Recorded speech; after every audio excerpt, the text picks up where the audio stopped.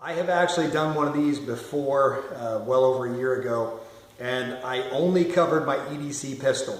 And the reason is I'm not a big fan of EDC videos because it honestly just doesn't interest me what people carry unless it's a weapon that they defend human life with.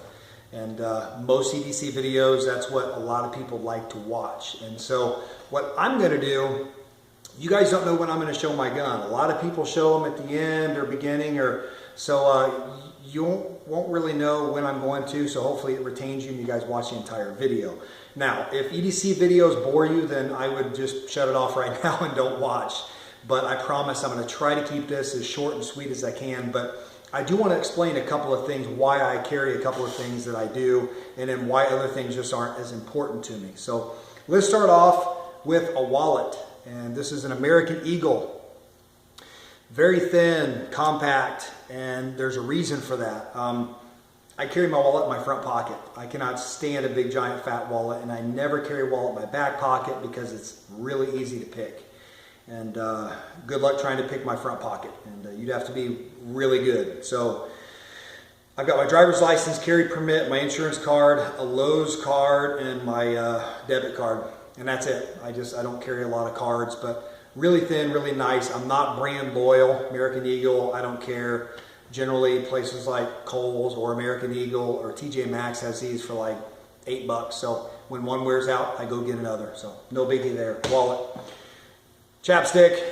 We have extremes here in Indiana. Really cold and dry in the winter. Really hot and humid in the summer. And I don't care if it's Blistex, chapstick brand, Burt's Bees. It doesn't matter. Just something to keep my lips from drying out.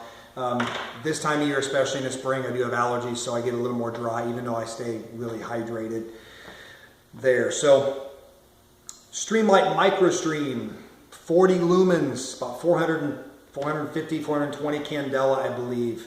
And right now, some of you tactical guys are already saying, oh, what an idiot, I'm going to shut the video off, that light's not bright enough. All right, maybe it's not for you. For me, it is, because most of the time when I use a light, it's going to be if I'm walking out to a dark car, I will give it a quick shine inside the back seat, maybe even a quick look under the car just to make sure that things are clear. It's also a deterrent, and I highly, highly suggest you guys check out Aaron Cowan at Sage Dynamics here on YouTube. His channel is phenomenal, and I would say probably is my favorite channel for information that is both practical and tactical, and it's got civilian information and law enforcement. It's just got a really, really huge repertoire of information on it. You know, he gives out, and I highly suggest you guys check it out. Now, Aaron suggests carry all the lumens, 500 lumens, 1,000 lumens, whatever you can carry. I look at it more like this. I can carry this light very easily, anywhere, anytime, and it's still a deterrent. And what Aaron suggests is if you're walking out of somewhere and it's dark, keeping that light in your hand, which I have started doing since I watched this video a while ago, and put it in somebody's eyes. If someone even looks suspicious or they seem like they're approaching, give it a flash if it doesn't look good. If it seems like you're going to be cornered or it's a bad situation, that's a deterrent. And you put that in somebody's eyes, they're going to be thinking right away, this guy is probably a cop because he's carrying a light. And that's straight from Aaron's mouth, who was in law enforcement and also served in the military. And he probably is going to be thinking that dude's armed. If he's got a flashlight, he probably has a gun or a knife or both.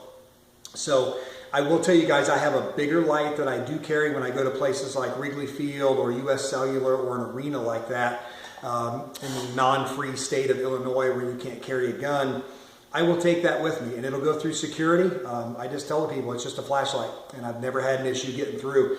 I've got one that's much bigger. It's got like a crown bezel on it, and that thing will stay in my hand on the way into the arena and on the way out when it's dark.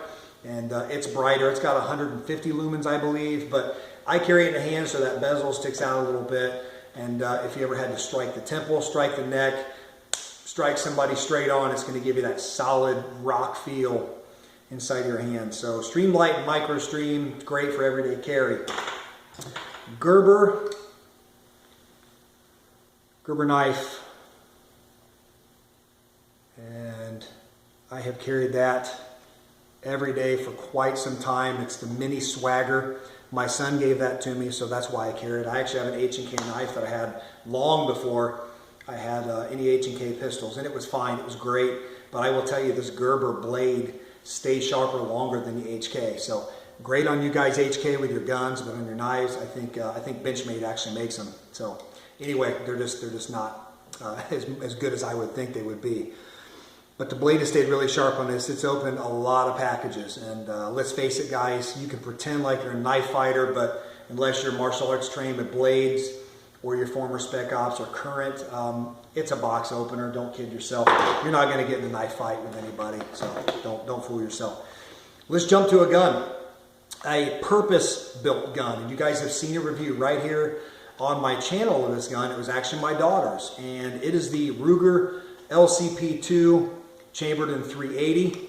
It is a really, really sweet little pistol. I was extremely impressed when I did the review of the accuracy of this gun and how phenomenal the trigger is for a little .380. I will just say this, you guys can argue against the .380 all you want, but I've said this before. When the good guy starts firing, the bad guy generally splits. And there are statistics to back that up. They want no part of being shot, bad guys. I don't care how bad, how tough, they don't want to get shot, okay? And so you return fire with a .380, 9mm, 45, they don't care. It just doesn't matter to them. So the name of the holster company escapes me, but I've had that for a little while. This is mine, by the way. I reviewed my daughter's. I told you guys I would end up with one. I found this for like 260 bucks online at Gunbroker. Bought it, and I like it. It is a purpose gun, or it's a great backup. For me and my situation, in certain situations, this gun is carried, and it has to be carried. All right, I'm just going to leave it at that. It's a great little pistol, though. So my watches, I'm going to show you the one that's on. It's I got to look because I don't really care. It's a Timex Expedition. I think it was like 30 bucks at Kohl's, and my wife had Kohl's cash, so it was pretty cheap. My nicer watches, this is kind of a work watch as well, so it's dinged up. It's a Fossil. I do have a really nice Fossil that I only wear for certain occasions, really nice and shiny and all that. But my EDC watches, there you go, plain black, and then that one. So let's talk about another gun. You guys have probably seen this one so much you're sick of seeing it. It's my VP9 SK. It's officially now, after 400 rounds, has overtaken my VP9 as my favorite gun, and of course my deep concealment bump holster. If you guys haven't checked them out, do it.